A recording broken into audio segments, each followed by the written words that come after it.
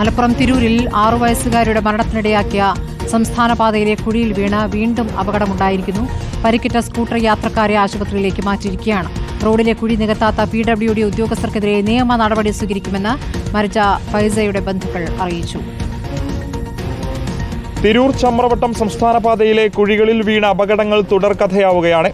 ഇന്നലെ രാത്രിയാണ് വീണ്ടും മേഖലയിൽ അപകടമുണ്ടായത്. പൈസയുടെ ജീവൻ പൊലിഞ്ഞ BP അങ്ങാടി ഭാഗത്തു നിന്നും 1 കിലോമീറ്ററിനുള്ളിലാണ് ഇരുചക്രവാഹനം കുഴിയിൽ വീണത്. നല്ല അപകടാവസ്ഥയിലാണ് ആളുള്ളത്.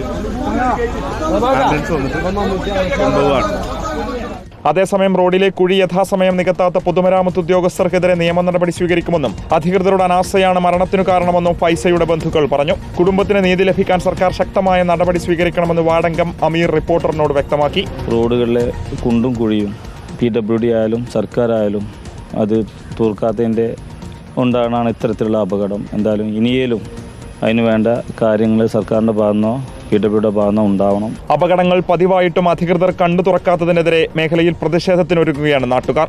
Reporter Mubashar P. Akbar in reporter, Tirur.